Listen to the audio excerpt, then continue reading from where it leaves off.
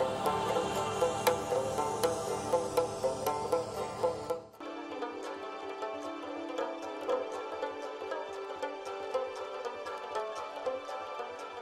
ayrılgan ihyaydu bilingen Allah bilingen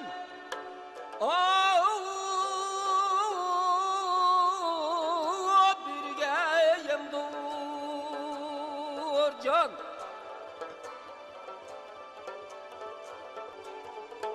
Cimin beşkiyeli kün imkan fakat akil Vay yıkır bilem pemdur İgem yorayı abi Ay ölmeydigan kim var ya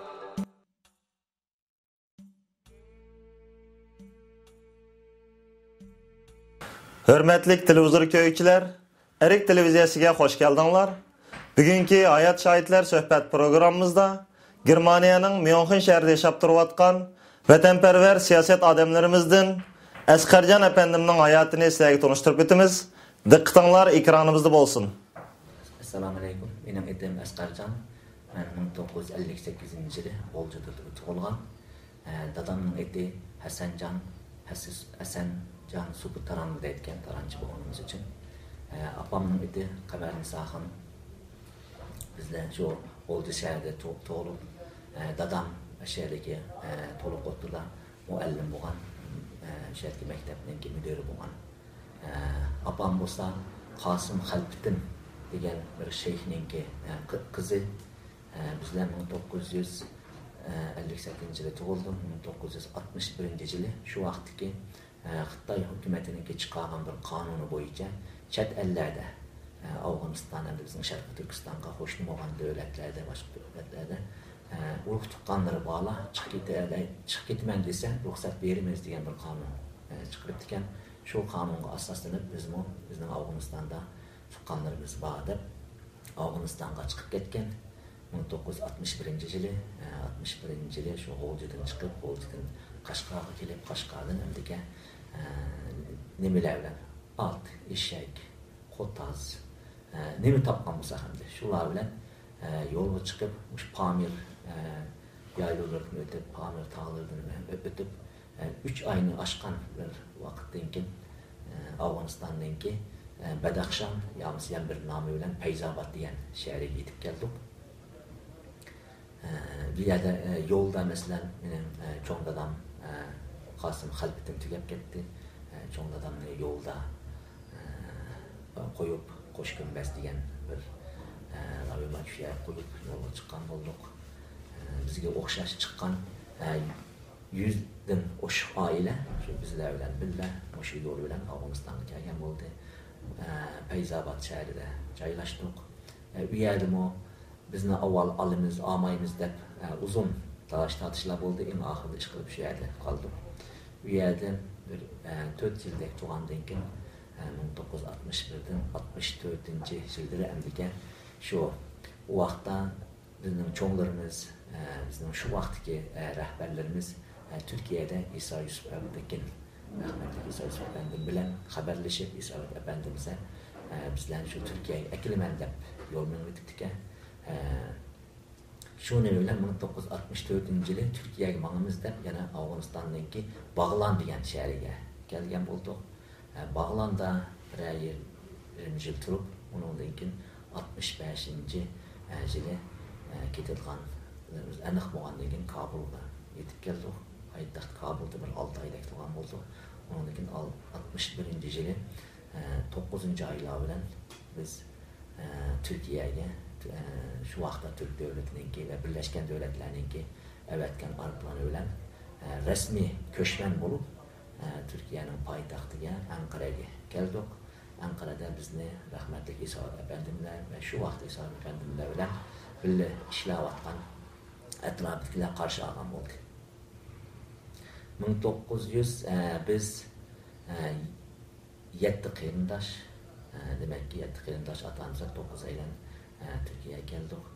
Türkiye'de ben Afganistan'da birinci sınıfını Afganistan'da okudum, Farsça okugan. Onun Türkiye'ye kelgandan keyin yana 1-sinfdan tortib o'qishni boshladik. 7-sinfgacha men Turkiyada o'qidim. Turkiyaning Qaysari shahriga bizni hukumat yasagan uylarga o'rinlashtirgan. Shu yerda hozirgi Qaysardagi Uyg'urlarni shu vaqtdagi kelgan Uyg'urlarning bola chaqalari, cho'nglarimizni jiqi tugab ketgan bo'ldi.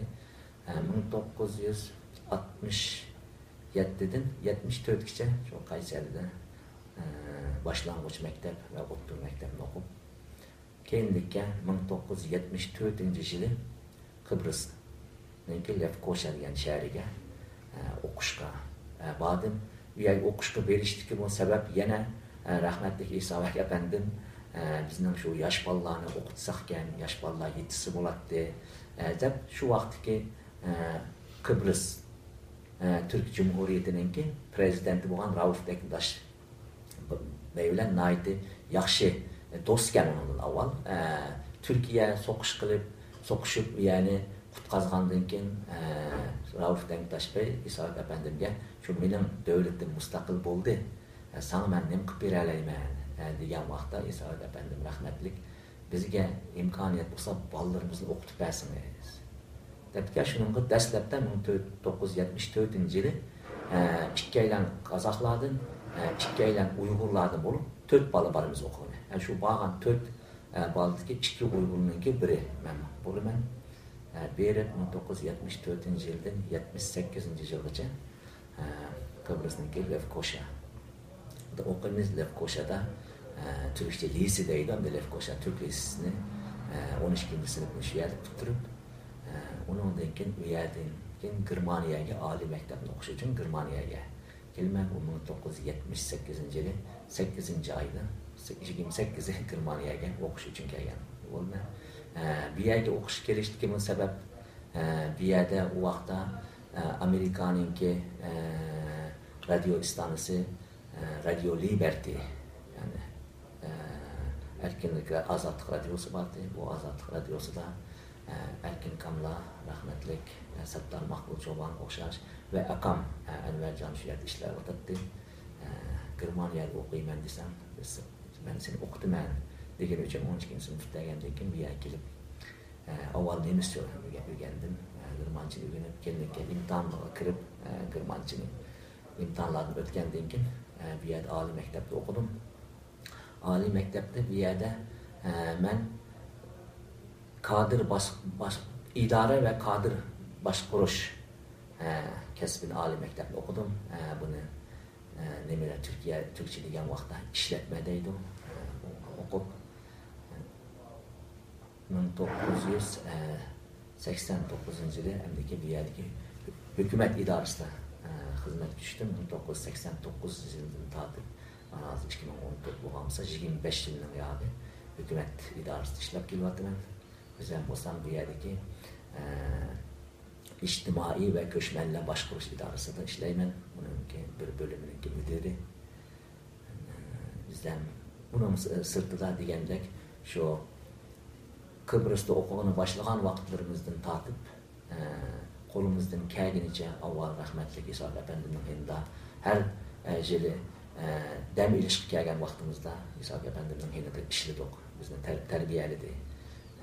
ishxonasida berib ishlatdik. Undan keyin Germaniyaga kelgandan keyin qo'limizdan kelishicha bu yerdagi aqllarimiz Erkin Kamla bilan Uyghur davasını tanımış için hizmetlerini kıldık. En ahiri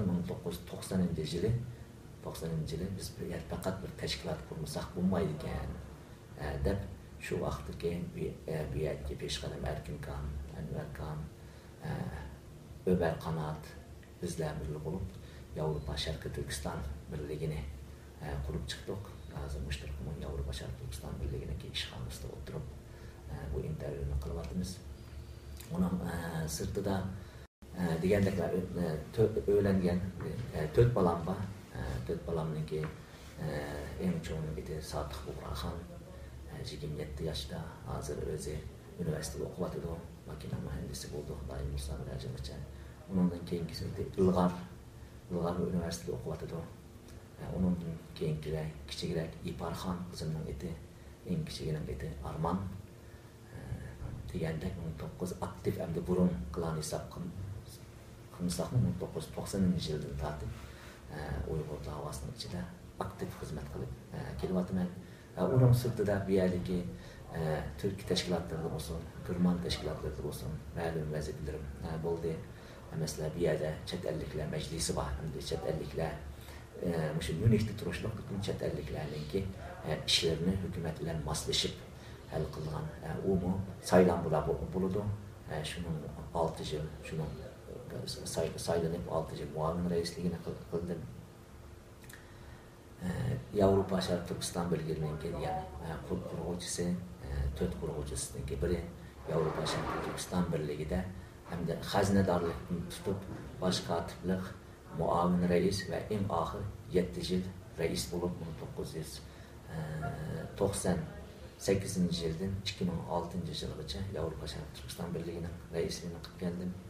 Undan keyin 1999-yili qurilgan Sharq Turkiston Uyg'uriston Milliy qurultayininki fikrini o'ttirib atgan berib shu rahmatlik Muhammed Rizo Bekimler bilan ko'rishib Turkiyadagi vaqtcha Uyg'ur davosining Sharq Turkiston davosining markazi bo'lib kelgan Turkiyadan Yevropaga yetkazib kelishimizning to'g'ri bo'lganligini shular bilan maslahatlashib, chunki Turkiyada bo'lsa albatta Türk davlati, Türk xalqi ega chiqdi, lekin Turkiyaning sirtiga degandek so'nishtiramadi. Yevropada bu texni undan ishtirak bo'ladi ekan, Yevropada qilsak ovozimiz ishtirak tuyuladi deb shu vaqtlarda endi u vaqtda bu da'voninki yetakchiligini qilib kelayotgan Muhammed Rizo Bekim bandimniki bo'lgani uchun o'zi bilan so'zlashib, u kishi bu fikrimizni to'g'ri ko'rganligi uchun mana shunda 1999-yili qurultay chaqirayli deb Qozog'istonga bordim. Qozog'istonga berib 2 hafta u yerda turdim 1999-yili. 2 hafta Qirg'izistonda turdim. U yerdagi cho'nglarimiz bilan, u yerdagi masalan Qozog'istondagi bizningki 1933-yili qurilgan Cumhuriyetlerimizninki ministerlardan bo'lgan, Moliya ministri bo'lgan Abdulmaqsum Xon bilan ko'rishib fikrlarini oldim. Bizningki tanınmış yazıcı ve şairimiz Ziya Samadi akımız bilan ko'rishib fikrlarini elib, shu vaqtki u yerdagi tashkilot rahbarlari bo'lgan O'shir Vahidi bilan bo'lsin, Muxlis Kamlar bilan bo'lsin, undan Qirg'izistonda ittifoqning raisi Nimet Hacılar, ular bilan Qahramon Kamlar bilan hammasi bilan fikrlashib, xalqaro bir tashkilot qurib chiqishimizningki elzamligini ular bilan maslahatlashib, chunki u vaqtcha bizning har yerda tashkilotlarimiz bor, ya'ni Qozog'iston, Qirg'iziston, Turkiyalarda bor, lekin xalqaro bir tashkilot texim mavjud bo'lmagandi. Mana bir xalqaro tashkilotningki Yevropada bo'lsa, texim ishlik taraqqiy qilganligini qilib, shuning bilan 1999-yili 10-oyninki 11-lari dunyoning 4 tarafidan kelgan. Saudiya Arabistondagi yurtdoshlarimiz bilan o'zva Amerikadagi Ulamoddin Paxta akamiz bilan Hüseyin Türkistani akımızlar so'zlashib, hammasi shu vaqtda mishaga 99-yili yig'ilgan bo'ldi. Dunyoning 4 tarafidan kelgan 60 ga yaqin vakil bilan Sharqiy Turkiston Uyg'uriston milliy qurultayini qurib chiqdik. Shu vaqtda Hoji Yaqub Kamanat Turkiyadan masalan Muhammed Rizo Bekimler, Said Taranchi akılarımız, Abdukim Baqila ve Türkiye'den şu vaqtda bu davani qilib kelayotgan. Amerika'da Musa degandek Ulamoddin Paxta akıla, nimeden Avustralya'dan Ahmet Egamberdi akımız o'xshash qilib shu davani shu vaqt chiqib kelayotgan peshi qadamlarimiz hammasi 1999-yili Münihga kelgan bo'ldi. Münihda dunyo Sharq Turkiston Uyg'uriston milliy qurultayini qurib chiqdik. U yerda bosh kotiblik vazifasini saylan bilan men saylangan bo'ldim. Raislikka boshqalar saylanib degandek 2004-yilgacha Sharq Turkiston Uyg'uriston milliy qurultayida vazifa qilib Uyg'ur davosining Yevropada tunnishi uchun qo'limizdan kelguncha hissalarni qo'shdik. U vaqtgacha hech kim Yevropada xalqaroliq oliy bir tashkilotning qurilganligiga ishonmagandi. Yani bunda mümkün emas. Yani Germaniya bunda xalqaro rasmiy bir tashkilotni rasmiyatga elib adliyadan o'tib mümkün emas degan vaqtladimi? Ya bu mümkün. Maqsad irodamiz bo'lsa qurib chiqamiz dedik. Degandek qurib chiqdik. Uningdan keyin yana Qozog'iston, Qirg'iziston, shu Uyg'urlar boya, hamda Yevropaning Belgiya, Gollandiya, Shveysariyaga o'xshash davlatlarda faoliyatlarimiz bo'ldi. Sizlar dastlabda Yevropa parlamentosida 1999-yili 9-oyda Yevropa parlamentosida Tibet va Mong'ollar bilan Uyg'urlarning yig'ini ichilgan bo'ldi. U yig'inga dastlabda qatnashgan bo'ldik. Ishqilib, uningdan keyin 1999-yili qurilgan Sharq Turkiston Uyg'uriston Milliy qurultiyi va 1996-yili qurilgan Uyg'ur yoshlari qurultiyi ikkisi birlashib 2004-yili Dünya Uyg'ur qurultiyi nomi ostida birlashdi. Yani hozir endi Dünya Uyg'ur qurultiyi deb davoni Robiya xonimning riyosatiga olib borayotgan qurultay o'sha har ikki tashkilotning Sharq Turkiston Uyg'uriston Milliy qurultiyi va Uyg'ur yoshlari qurultiyining birlashmasi bilan o'rtaga chiqqan bir tashkilot. Hozirgacha faoliyatlarini davomlashtirib kelyapti. Bizlar qo'limizdan kelguncha degandek Yevropada Uyg'ur masalasining xalqaro ishi, Uyg'ur masalasining to'g'rilishi uchun qo'limizdan kelgan xizmatlarni qilib keldik. Masalan, Sharq Turkiston Uyg'uriston Milliy qurultiyi bilan Uyg'ur yoshlari qurultiyi birlashgandan keyin Dünya Uyg'ur qurultiyi nomi bilan birlashgandan keyin bu yerda ijroiy hay'atning muavin raisi bo'lib vazifa qildim. Keyinlikka Robiya xonim 2006-yili Dünya Uyg'ur qurultiyining raisi bo'lib saylangan vaqtdan hozirgacha Dünya Uyg'ur qurultiyining muavin raislik vazifasini olib kelyapman. Men 58-yili tug'ilgan, shunda bo'lganda hozir 56 yoshda. Xudoyim bo'lsa, yana qo'limizdan kelguncha bu ulug' da'vo uchun xizmat qilishga tirishamiz. Rahmat Asqar aka. Mushu sizning Afg'onistonda kichik yoshda ekansiz. Masalan, u yerdagi bir yil o'qibsiz. Nimalarni eslaysiz? O'sha vaqtda o'zida bizning Uyg'urlarning soni qanchalik bo'ldi? Ya'ni o'shaning o'zida o'lib ketgan Uyg'urlar ko'pmi? Yoki hammasi Turkiyaga kelib keldimi yoki u ko'chib kelgan Afg'onistonga kelganlarning hozir masalan bo'linish jihatdan qaysi rayonlarga masalan Pokistonga ketganlar bormi, Arabistonga ketganmi, qanday taqaldi edi? Biz degandek Afg'onistonga kelgan vaqtimizda birinchi sinfda o'qidim dedim. Albatta shu vaqtga Afg'onistonni bizning vatanimizning kamdi mening asliyaligimcha men degandek 2 yoshlar vatandan chiqib ketgan keyinlik ko'rgan bor. Men rasmlarga qarab bir baho berman desam, bizning vatanimiz shu vaqtda Afg'onistondan texi taraqqiy etgan bir holda deb. Chunki shu vaqtda bizning vatanda masalan bizning kichik vaqtda 2 yoshli vaqtda tortilgan rasmlarimiz bor. Shu rasmlarni keyinlikka Afg'oniston kelib 7-8 yildan keyin tortilgan rasmlar bilan sifat tarafdan selishtirgan vaqtda demakki bizdagi texnik, bizdagi nima texi ilgari ekan degani bo'ladi. Ya'ni yana rasmlarga qarab shu vaqtlarda o'zimizning ota-onalarininki yoki urug' tuqqanlarninki kiygan kiyim-kechaklarga qarab Afg'oniston kelgandan keyin afg'onlarning kiygan kiyim-kechaklar bilan selishtirgan vaqtda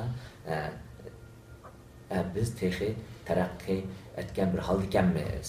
Deymiz, masalan, birinchi sinfda o'qidim degan bilan maktabda berib nimaninki ko'takning ustida o'tirardik. Ya'ni ustal o'rindiq yo'q. Ko'takning ustida o'tirardik. Agar yomg'ir yog'sa, temishib ketadi qo'ygan. Ya'ni maktab degan bilan shunchalik ibtidoiy hamdi. Unda rasmiy bir ustal, rasmiy bir o'rindiq, rasmiy bir doska yo'qdi. Biz nimaga kelib Afg'onistonning Badaxshan degan shahriga kelgandan keyin qisqa bir vaqtdan keyin yurtdoshlarimizning bir qismi deganda Kabulga ko'chib ketdi, bir qismi yana shu Badaxshanda qoldi. Turkiyaga qanchamiz Turkiyaga keladi desa, shu vaqtda Afg'onistonga chiqqan Uyg'urlarning bir 70% Türkiye'ye ko'chib kelgan bo'ldi. Bir 30-35% qilib qoldi. Shu qilib qo'yishning sababi yana shu o'zimizniki xatoligi, ba'zi shu vaqtdagi yurtdoshlarimizning voy Türkiye andaqkan, Türkiye mandaqkan, Türkiye kafirlashgan, ilishib ketgan bir davlatgan deb shundaq sapsapa shundaq gaplarni yeyib bo'lmasa barimiz deb hammasi tizimlangan ve Türkiye hükümeti mi şu bular hammasi keldi deb mush biz keldigan oilalarga tushliq uy sağandı.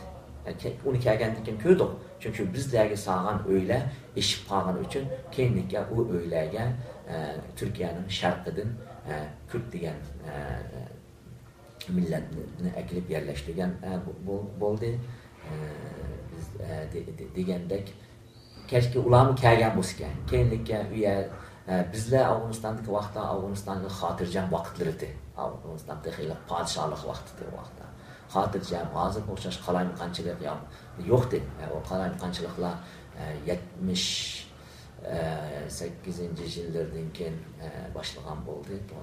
78-79-yillardan keyin başladı. Onundan keyin zaten şu yer qilib qolgan yurtdoshlarimizni Pajpurat bo'lsin, o'zining kuchlari bilan bir qismi shu yerda yana qilib qoldi, bir qismlari Qozog'iston, Qirg'izistonga ko'chib ketibdi. Bir qismi bizdan keyin o'zining kuchi bilan, o'zining iqtisodi bilan Turkiyaga kelishga tirishdi. Lekin o bizlarga berilgan imkoniyat dedim, o bizlarga masalan uy sepbergan bo'ldi. Bizlarni shu uylar tutib ko'chib chiqqcha hukumat baxtı, yani bundaq imtiyozlarga, fursatlarga ular erishgan, perişan bo'lib ketdi. Perişan bo'lib ketdi. Hozir aşağıda bor yana Uyg'urlar, lekin soni bor bilan yo'q orasida nima beshig'i keldi ularni aniq bilmaymiz albatta. Ama kelmaganligiga kelamaganlar, keyin tuyg'unimiz qaraganda, boshqalarning dabbagiga qaraganda nihoyatda pishmon bo'lgan. Keşke biz ketsak o'tgan degandek Turkiyaga kelganlar hammamiz Xudoga shukr Turkiyaga nihoyat undan qarshi elindik. Mayli Türk hükümeti tarafidan bo'lsin, mayli Türkiye xalqi tarafidan bo'lsin, o'zininki bir tuqqan qarindishidek bizlarni qarshi oldi, imkoniyatlarni shunday berdi. Mana hozir masalan Turkiyaning shu Qaysar shahrida Ayrim Ahmet Yasavi mahallasi deb Uyg'urlarning mahallasi bor edi. Çoğunlarınki köpü bu dünyada ötüp ketken bo'lsa-mu, shularning bola chaqalari shu yerni jurt etib turibdi. Hozir Turkiyadagi Uyg'ur davosimi shu vaqtda Turkiyaga ko'chib kelgan Uyg'urlarninki bolalari, navirlari tarafidan davomlashtirilib kelyapti. Asqar aka, sizning hozir qadar hayotingiz bo'yicha kichiklikda bo'lsin, yaklimda bo'lsin. En japalık küllerim ketel hayatında, musafirçilik hayatta, muş zamanlar Afganistan'da yoki Türkiye'de yoki Germaniye'de mesela en kıyınçılıkka qaysi mezgilde duş geldin deb qaraysiz? Qaysi vaqt? Hem de en japalık zamanımız elbette Afganistan'daki vaktimizdi. Çünkü biz başta degandek 7 qarindosh, bu qarindoshninki en kichigi 6 aylık, en cho'ngi 12 yoshda ata-ona uyadagi bütün barliqlarni tashlab qo'ldagi dasmenimlarni yo'ldi degandek 3 oydan oshiq bir vaqt yetib keldik dedik. Shu almishib uyadagi qirg'izlardan at almashtirib, eshak almashtirib, qo'taz nima topgan bo'lsak almashtirib kelgandiki Afg'onistonda undan keyin iliqi ish qilish imkoniyatlari yo'qdi. Undan keyin biz hammamiz kichik degandek, ya'ni tilini bilmaymiz. Endi shu vaqtlarda endi menda o'ylagan vaqtda eng qiynalgan vaqtlarimiz shu Afg'onistondagi vaqtlarimizdi desam bo'ladi.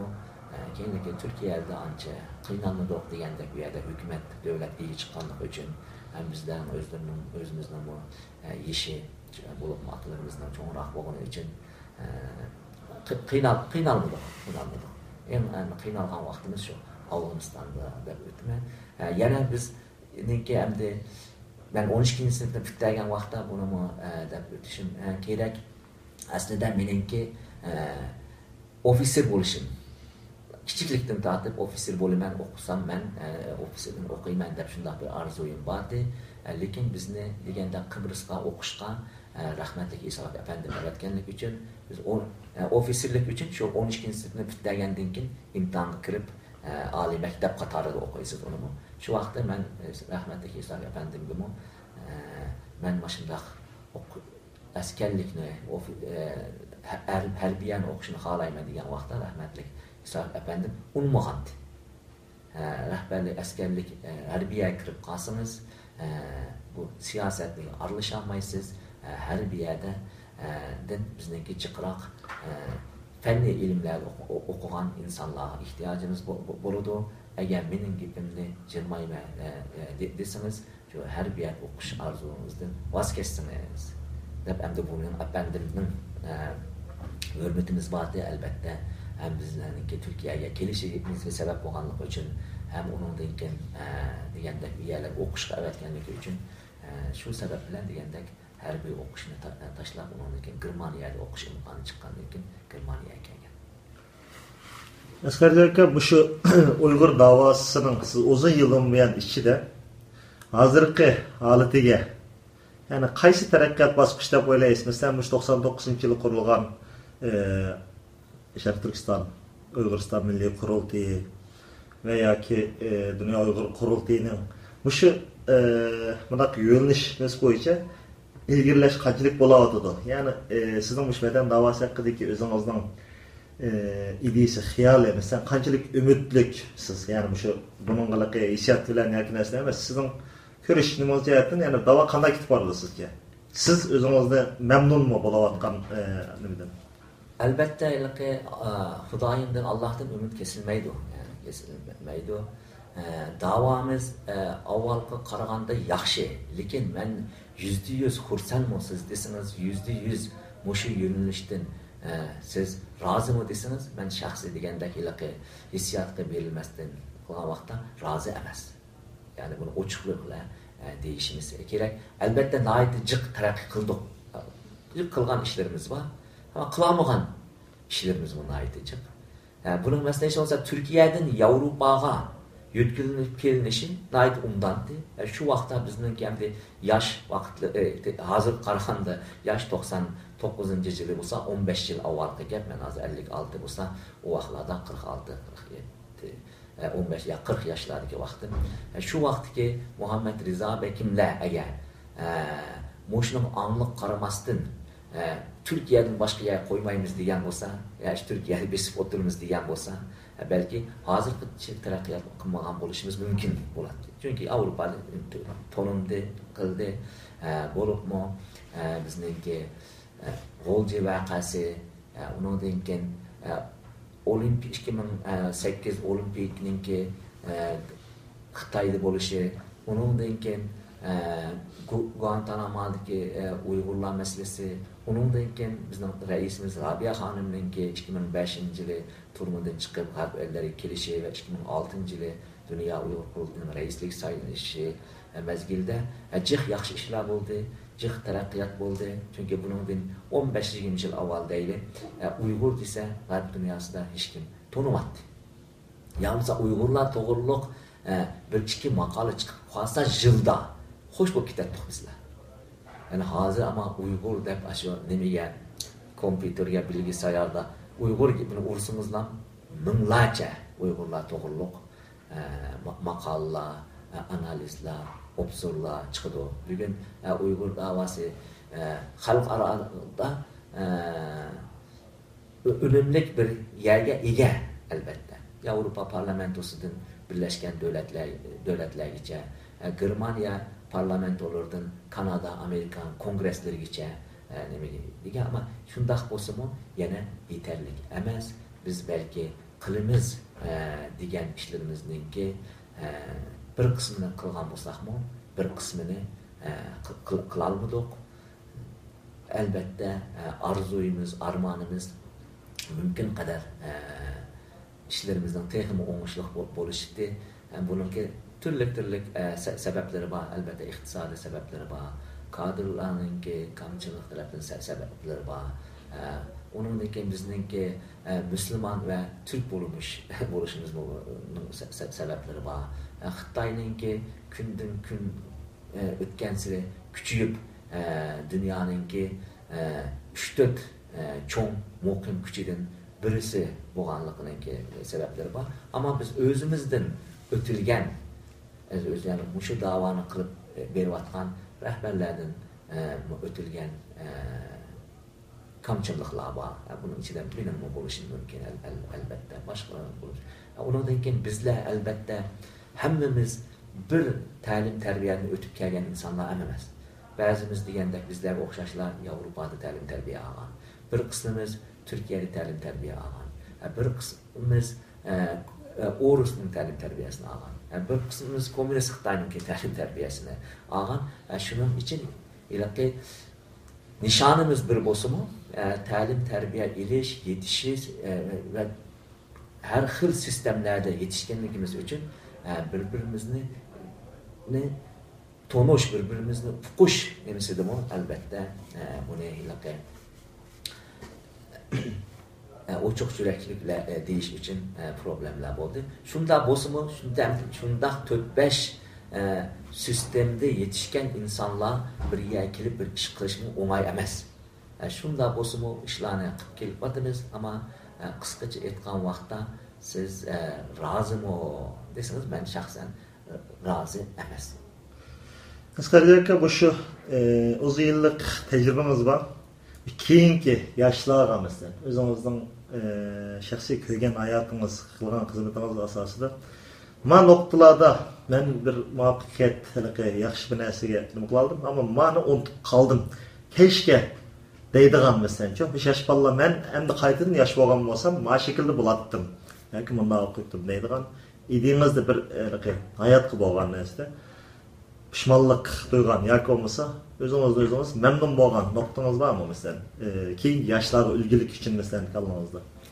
Mening hozir mesela manda o'ylasam ben bunun degandek 90-yili hem aktif bu xizmatni qilgani başladım desem 25-24 yil bo'ldi. Hozir manda o'ylagan vaqtda keşke men deyman albatta bu nayt ulug' bir da'vo. Shu vaqtda men mesela Germaniyadagi partilarning birisida mayli qaysi parti bo'lishini qat'iy bir partini tanlab shu yerda xizmat qilgan bo'lsam-ki, hozir men ham o'zim deymanda qarasam, balki hozir Germaniyadagi partilarningki birisida muhim bir o'rni bo'lgan. Yalnız Germaniya, yalnız Bavariya parlamentosida cho'qim bir o'rni bo'lgan bir kishi bo'lardi. Balki u vaqtda texnik jiqroq paydam tegatdimiki deb o'ylagan vaqtlarim bo'ladi. Shu vaqtda biz endi hech kim bo'lmagani uchun Yevropada, G'arb dunyosida hech kim bo'lmagani uchun bu ishga balki kirish majburiyatida qilib qoldik. Masalan, shu vaqtda Yevropa Sharq Turkiston birligi qurilmagan bo'lsa, balki bugun bunchalik Uyg'ur Münihga, Germaniyaga kelmasligi mumkin edi. Chunki uningdan keyin kelganlar shu bir tashkilot bor ekan, bir tashkilot bizning ega chiqadi ekan deb kelib hozir mana bugun Germaniyada 800 dan oshiq Uyg'ur, buniki 600 dan oshiq qiza Münih shahriga yerlashib bugun qilayotgan davomizninki markazi bo'lib Münih shahri kelib o'tibdi. Bir shuni o'ylayman deb balkim ikkisini birga elib borgan bo'lsak mumkinmi emasmi deb bilmaymiz. Chunki Germaniyada degandek mening tavsiyam bizning yoshlarga Germaniyada turgan yoshlar, yalnız her davlatda ham bo'lib G'arb davlatlarida turishli yoshlarga shu yerda turishli partiyalarga kirib ishlashni men tavsiya qilaman. Chunki bu yerda kirib partiyalarda ishlasa oldini taqab qo'ymaydi. Ish qilib o'zi talentlik bo'lsa, o'zida iroda bo'lsa, cho'qim ular agar bir partiyaga kirib bir 7-8 yoki 10 yil ishlasa shu partiyada cho'qim muhim o'rinlarni egallaydi deyman. Men buni o'zimning baldirg'im deyapman. Shuning uchun boshqa yoshlarga albatta bir partiyada Yevropadagi bir partiyada unumli bir yer egallagan birininki davomizga qo'shilgan to'hbisi jiqroq bo'ladi deyman. Boshqa hamda pishmon bo'lgan albatta odamninki yosh vaqtida qilgan ishlari bilan hozirgi oradan 20-30 yil o'tgandan keyin o'ylaganlari o'xshash bo'lmaydi. Lekin degandek bir inson iradelik bo'lsa qilolmaydigan narsa yo'q. Ve yaşlarınızga deymen vaqtni boşqa o'tkazmasdan qayerda bo'lsanglar shu o'zinglar turgan davlatniki tilini undan o'rganib o'zinglarni undan yetishtiringlar. O'zinglarni undan yetishtirgandan keyin albatta har qanday ishni qilaman desanglar qilish imkonlari bor. Hörmətli televizor ko'ruvchilar, shuning bilan bugungi suhbat programmamiz müşahada oyoqlashdi. Xayr xo'sh, kelar qitimliq sonimizni ko'rishgacha omon bo'linglar.